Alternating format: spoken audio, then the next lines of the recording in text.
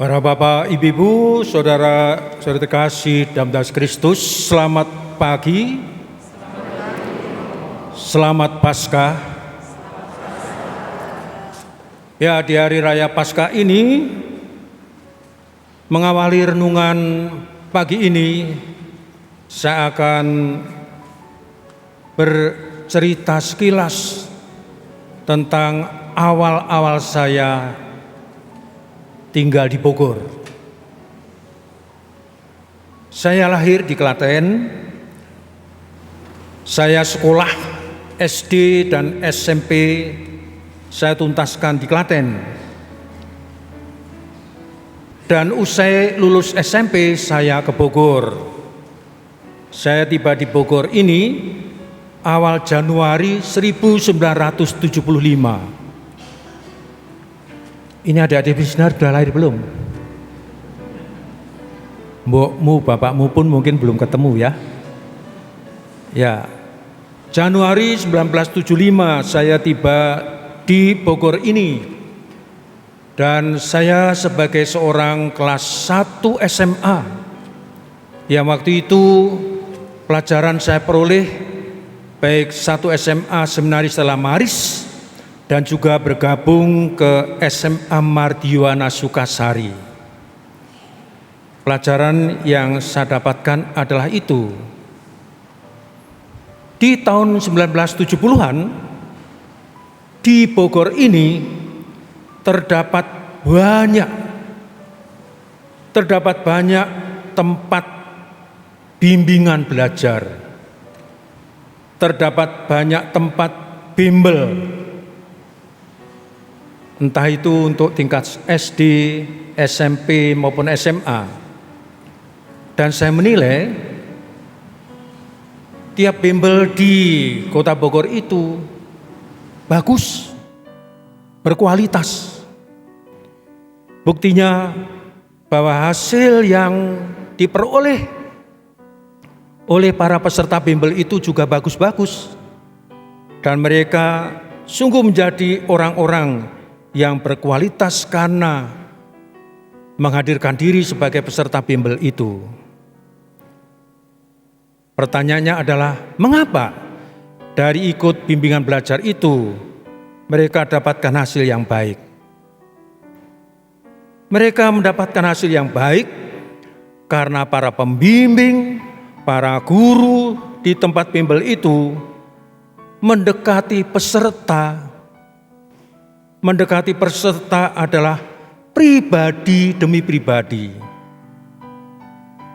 Satu orang demi orang didekati oleh pembimbing, didekati oleh sang guru. Termasuk di sana, para pembimbing dan guru bimbel itu sangat menghargai tiap pribadi, sangat menghargai bagaimana mereka itu sebagai orang yang punya karakter masing-masing, sehingga apa yang disampaikan dalam bimbingan belajar itu sampai kepada peserta karena guru dan pembimbing menghargai pribadi-pribadi. Nah, itu yang saya tangkap ketika awal-awal saya di Bogor ini, terkait kalau saya mengamati adanya tempat-tempat bimbingan belajar. Dan ternyata sejumlah tempat bimbingan belajar itu memang sungguh bagus. Berangkat dari pembimbing, berangkat dari guru yang mendekati masing-masing peserta. Saya mengangkat ini karena kondisi yang saya temukan di Bogor ini tidak beda jauh dengan yang terjadi 2000 tahun yang lalu.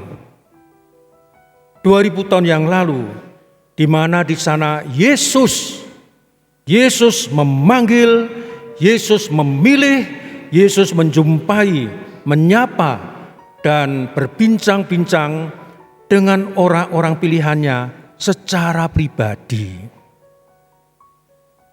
Yesus datang menyapa pribadi demi pribadi.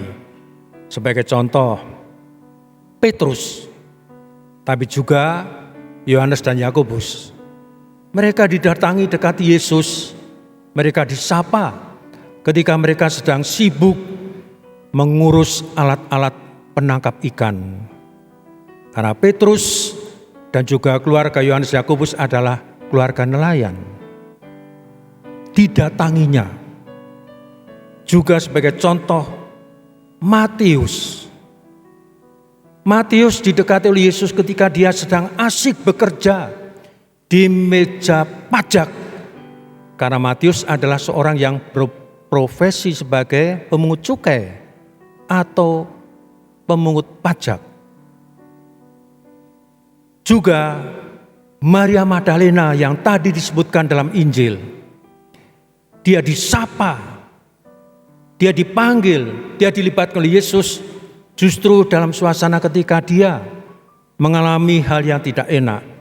Dia dibully, dia dituduh sebagai wanita pezina. Dan di sana Yesus menemukan dia, disapa secara pribadi. Lalu juga kita mengenali 3 orang bersaudara, Maria, Marta, dan Lazarus. Mereka dilibatkan dalam warta keselamatan dalam Yesus, mulai dari Yesus datang ke rumah mereka. Dan mereka ini akhirnya begitu dekat, akrab dan mengenali Yesus. Yesus menghargai orang pribadi demi pribadi itu.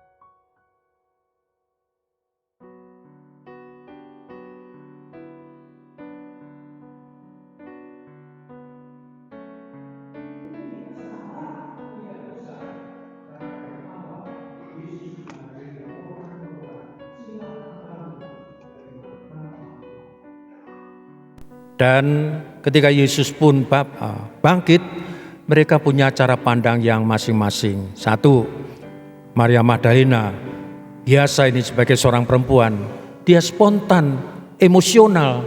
Dia hanya lihat dari jauh, langsung jerit dan pergi lagi. Bahwa katanya, batu sudah bergeser, Yesus dicuri orang. Dia hanya dari jauh, gak langsung mendekat dari jauh. Langsung dengan emosionalnya teriak seperti itu. Memang karakter dia dari dulu rupanya seperti itu. Ketika berjumpa Yesus, dia gampang, spontan seperti itu. Demikian juga Petrus. Petrus tetap dihargai dengan caranya untuk menjadi pengikut Yesus, bagaimana mengimani Yesus. Dia orangnya temperamental, spontan tinggi. Begitu dengar dari Maria Magdalena bahwa Yesus tidak ada, dia pun langsung lari tanpa pikir dalam-dalam, lari. Hanya bedanya adalah dia langsung masuk sampai ke dalam makam. Yang ia lihat kain untuk penutup jenazah dalam keadaan rapi. Lalu yang satu lagi adalah murid yang lain. Orang bilang inilah Yohanes.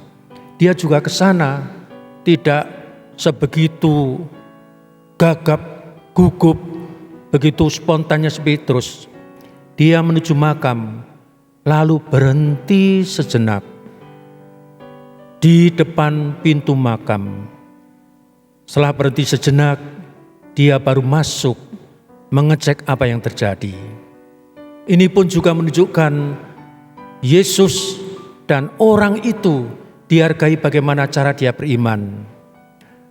Kalau Yohanes ini, orang lain ini, dia cara berimannya tertata. Pelan-pelan dulu, pengendapan dulu, baru masuk apa yang terjadi di situ. Para bapak, ibu-ibu dalam terkasih dalam Yesus Kristus, 3 tokoh dalam Injil Yohanes tadi itu hendak mengatakan kepada kita semua, bahwa kita pun menjadi pengikut Yesus dengan cara kita masing-masing. Kita dihargai seperti apa engkau menjadi orang Katolik. Ada yang baptis bayi, ada yang baptis waktu SMA atau mahasiswa, atau baptis karena ketemu pasangan hidup, atau baptis karena penyakit gak sembuh-sembuh, untuk disembuhkan melalui sapaan Tuhan, atau orang yang baptis baru the last minute, bilang pada anak-anak, menantu dan cucu, aku juga minta dibaptis. Tapi ini semua dihargai. Dan silakan kita melanjutkan cara iman kita seperti kita diberi penghargaan. Berimanlah dengan caramu. Beriman dengan cara masing-masing itu adalah benar. Tapi ada satu yang membuat iman itu semakin benar kalau itu dipertemukan dengan orang lain. Tadi Petrus, Maria Magdalena, Yohanes, dan murid-murid yang lain, mereka punya cara beriman, tapi mereka juga menyatukan cara pandang yang baik dan benar dalam beriman, karena mereka rajin bertemu, rajin membahas firman Tuhan, dan mengadakan pemecahan roti. Dan disitulah iman mereka tidak hanya orang per orang, tapi menjadi iman bersama yang saling menguatkan, saling mendukung, saling mensupport untuk semakin lengkap imannya. Para bapak, ibu-ibu dalam terkasih dalam Yesus Kristus, Prapaskah ini kita diberikan seruan oleh Bapak Uskup. Seruan beliau adalah berbunyi sebagai berikut. Ekaristi menginspirasi transformasi dalam gereja sinodal. Artinya kita boleh beriman dengan karakter pribadi kita dihargai oleh Tuhan. Tapi jangan lupa, kokohkanlah imanmu dengan cara kamu rajin ekaristi. Supaya apa? Supaya betul apa yang kita imani ini menjadi iman yang kokoh, iman yang lengkap, bukan iman yang sepotong-sepotong. Dengan ekaristi kita dilengkapi dengan firman Tuhan. Dengan ekaristi kita diberkaya oleh khotbah dari romo-romo. Dengan ekaristi kita dikokohkan oleh tubuh dan darah Kristus. Maka setelah Prapaskah kemarin dan ini hari Paskah, saya mengajak kita semua untuk semakin rajin ekaristi. Amin. Rajinlah, entah ekaristi harian, entah ekaristi mingguan, atau yang minimalis ini, Ekaristi lah hari raya doang, atau Ekaristi waktu menjelang perminyakan, ya silakan. Atau Ekaristi ketika minta jatah peti mati, ya nggak apa-apa, monggo. Tapi tetaplah kita diajak oleh Bapak Uskup, ayo jadikanlah Ekaristi sebagai suatu pokok iman yang rem perilaku kita yang kadang-kadang ya kebablasan, remlah dengan Ekaristi yang suci. Selain daripada itu, tadi juga bahwa Ekaristi menginspirasi transformasi dalam gereja secara sinodal, dalam gereja untuk bersama-sama. Bangunlah imanmu kepada Kristus untuk menjadi iman yang semakin kokoh kalau kamu bangunnya bersama. Contohnya, Bapak Uskup mengajak kami para rom paroki. Di paroki ini ada 28 paroki. Maksud saya di Kuskupan Bogor ini ada 28 paroki. Kami 28 paroki itu diajak kompak. Jangan karena katedral sebagai suatu paroki yang besar lupa dengan yang Cibadak dan Cijuruk yang baru tumbuh kembang. Lupa dengan Gunung Putri yang berkembang. Tidak. Ayo kalian di Kuskupan ini kompak bersama dengan uskup dalam bersinodal, bekerja sama. Juga kebersamaan diajakkan di paroki ini. Di paroki ini. Jujur ya, saya senang tinggal di paroki ini. Saya kerasan. Jadi kalau Bapak Ibu punya romo-romo yang senang kerasan, senang atau enggak senang? Ya, senanglah karena romomu kerasan. Tapi sebaliknya, kalau punya romo enggak kerasan apalagi keluar, kalian harus tanggung jawab. Berarti kalian tidak mencintai romo. Romo sedang bermasalah dicuekin, enggak disembayangin. Ya. Tapi saya mengatakan, mengapa saya senang kerasan? Karena saya melihat paroki ini kompak, bersinodal, berjalan bersama. Entah yang namanya DPP, DKP, koordinator-koordinator bidang, seksi-seksi, kompak. Gereja ini semarak. Saya tinggal di pastoran ini tidak pernah sepi, karena masing-masing punya kegiatan. Nah juga saya ajakkan kebersamaan dibangun di wilayah, di lingkungan-lingkungan. Saya mau tahu ini, siapa ketua lingkungan? Ayo angkat tangan.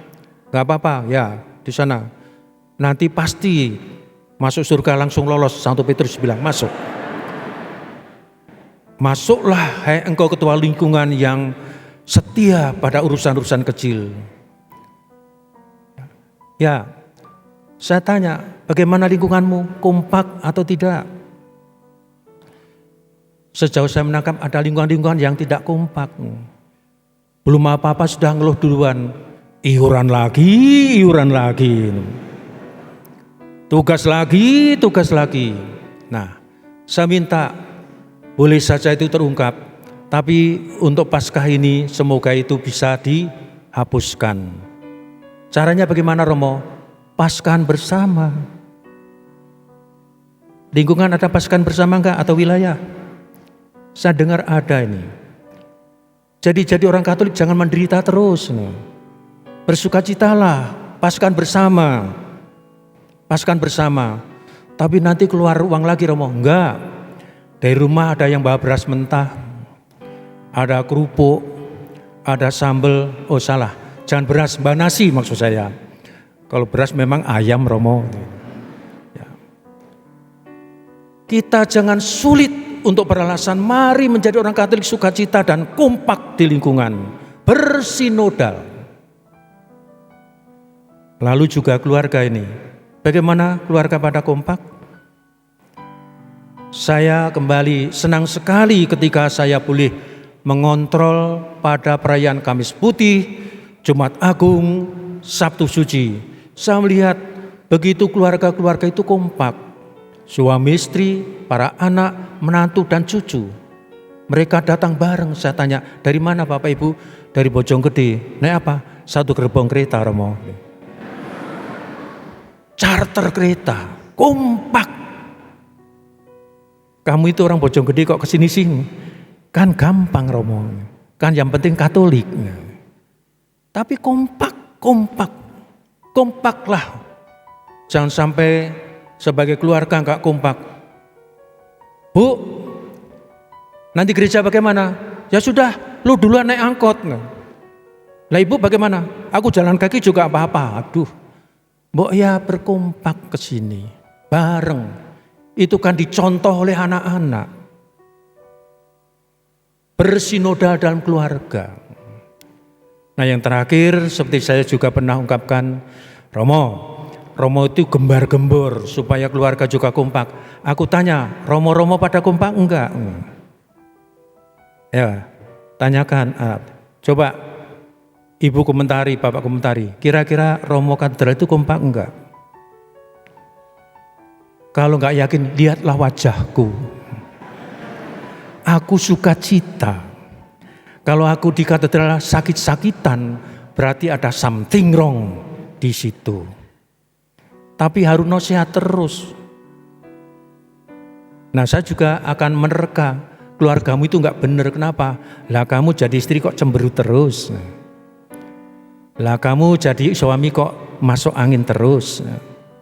Tiap hari kerokan sampai punggungmu habis. Ya, mari ajakan Bapak Uskup kita wujud nyatakan selama Prapaskah 40 hari kita renungkan, dengan Paskah ini kita laksanakan dengan baik-baik. Amin.